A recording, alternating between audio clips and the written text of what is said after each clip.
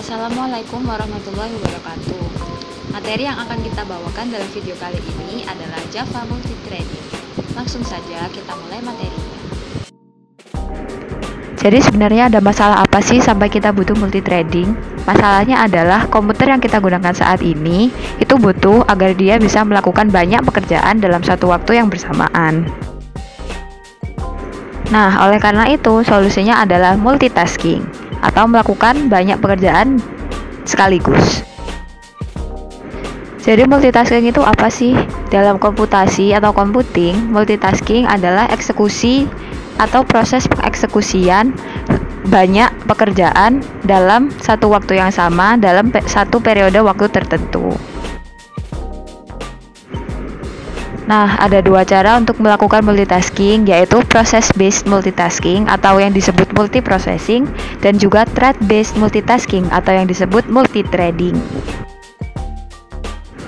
Apa itu multiprocessing? Multiprocessing adalah penggunaan dua atau lebih CPU dalam satu komputer sistem atau sistem komputer. Tiap proses mempunyai alamatnya sendiri di memori. Multiprocessing memiliki harga komunikasi yang tinggi antara tiap prosesnya, dan transisi antar tiap prosesnya memakan waktu yang cukup lama. Sedangkan multithreading sendiri adalah kemampuan dari CPU atau satu core di dalam prosesor multicore untuk menyediakan banyak thread atau lebih dari satu thread untuk pengeksekusian secara bersamaan yang disupport oleh operating system atau sistem operasi. Beberapa thread memiliki alamat memori yang sama. Multithreading memiliki harga komunikasi yang rendah antar threadnya dan memiliki waktu transisi yang cepat antar threadnya.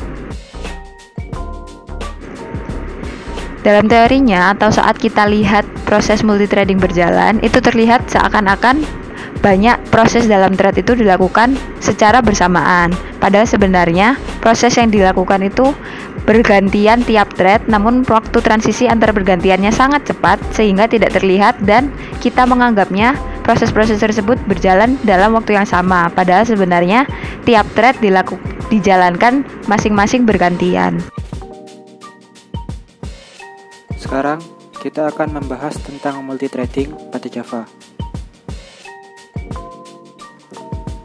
Multithreading pada Java adalah proses menjalankan banyak thread secara bersamaan.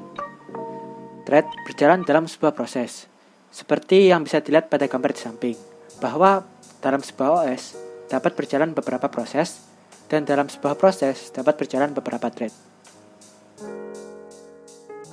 Contoh subproses yang membutuhkan thread diantaranya adalah proses download dan upload data ke server, proses read atau write data dari file, proses loop, proses training dan atau learning data, dan proses komputasi lainnya yang membutuhkan waktu yang lama.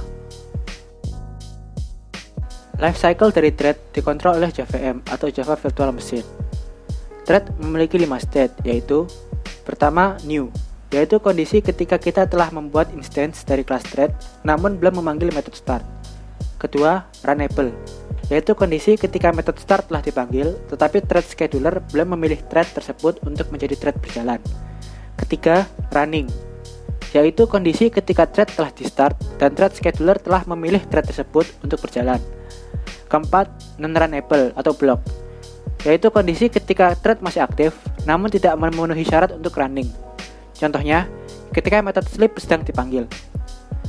Dan kelima, terminated atau dead, yaitu kondisi ketika thread berhenti berjalan, yaitu ketika keluar dari run method.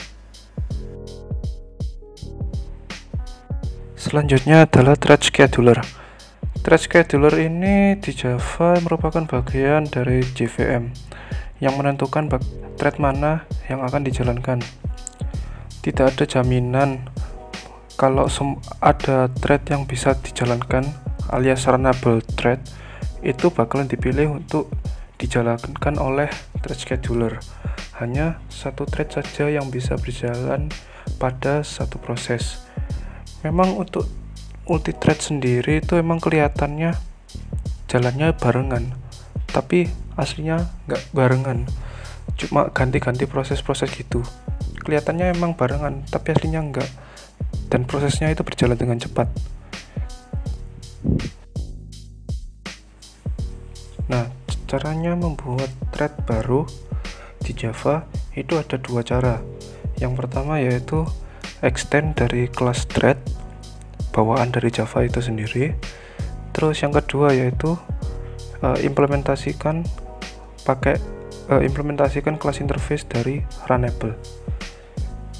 Kedua kelas itu, kelas thread sama kelas interface, itu sama-sama punya metode namanya run. Nah, di dalam run ini di dalam run ini proses-proses yang dijalankan oleh thread baru itu dijalankan. Perbedaan antara kedua cara ini mungkin lebih ke couplingnya ya, di coupling terhadap kelas lain. Kalau pakai kelas thread itu lebih couplingnya itu lebih kuat dibandingkan dengan menggunakan interface. Nah, untuk menjalankan sebuah thread itu kita pakai metode bawaan dari thread itu sendiri, yaitu metode start. Nah, kalau kita sudah menjalankan sekali metode start itu, kita tidak bisa menjalankannya lagi. Dalam artian kita tidak bisa membuat dua kali pemanggilan metode itu. Nah, untuk membuat kalau misalkan kita mau membuat thread baru, maka kita harus membuat objek thread baru. Baru nanti objek thread baru itu dijalankan menggunakan metode start. Nah, metode-metode dari kelas thread sendiri itu nggak cuma dua, nggak cuma run dan nggak cuma start. Masih ada metode-metode yang lain. Beberapa diantaranya ada 5 metode ini yang mungkin sering digunakan. Yang pertama yaitu metode sleep. Metode sleep itu digunakan untuk mengubah state dari thread itu. Yang pertama itu running, itu jadi non-runnable alias dihentikan, walaupun dihentikannya itu cuma sementara. Nah, itu untuk sleep sendiri itu ada parameter inputannya. Nah, parameter inputannya itu berupa angka yang merupakan waktu sleepnya, dan waktu sleepnya itu satuannya adalah milliseconds.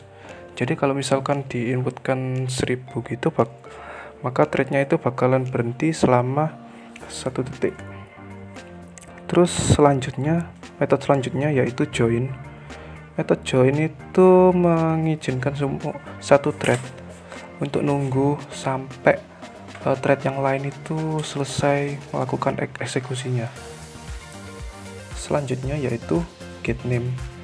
Nah, getName ini gunanya itu buat ngambil nama dari thread yang dipanggil itu. Jadi tiap-tiap thread itu pasti punya namanya sendiri. Kalau defaultnya itu nama threadnya itu thread 1, thread 0, thread 1, thread 2 gitu. Nah, untuk mengubah nama-nama tersebut dari thread 0, 1, 2 itu pakai metode namanya setName. Terus dari thread itu sendiri itu pasti punya prioritasnya sendiri-sendiri. Dari yang paling kecil prioritasnya yaitu 1 sampai yang paling tinggi, paling besar, yaitu 10. Nah, untuk menentukan prioritasnya itu pakai metode namanya setPriority. Nah, selanjutnya itu ada garbage collection. Garbage collection itu cara untuk menghapus objek-objek yang tidak dipakai. Nah, keuntungannya dari garbage collection di Java itu sendiri itu ada 2. Yang pertama yaitu efisiensi memorinya bagus kalau di Java, dan yang kedua itu diselesaikan secara otomatis oleh JVM. Nah, untuk cara pakai garbage collection sendiri itu ada beberapa cara. Yang pertama yaitu buat metode finalize. Return type-nya itu void. Isinya itu dikasih pesan konfirmasi kalau objek sampah yang nggak dipakai itu sudah dikumpulkan. Nah, sebagai contohnya itu ada di kode yang ada di sebelah kanan. Itu yang pertama itu buat objek S1 sama buat objek baru test garbage 1 namanya S1 dan S2. Terus S1 dan S2 nya itu diisi 0. Setelah diisi 0, terus di baris selanjutnya itu dipanggil metode GC buat ngumpulin objek-objek yang nggak dipakai. Nah, setelah metode GC itu dipanggil, akhirnya metode finalize itu dijalankan dan akan tampil tulisan object is garbage collected. Oke, sekian presentasi dari kami. Terima kasih sudah menonton video kami. Jangan lupa like, share, beri kami kritik dan saran di kolom komentar, dan sampai ketemu di video selanjutnya. Wassalamualaikum warahmatullahi wabarakatuh.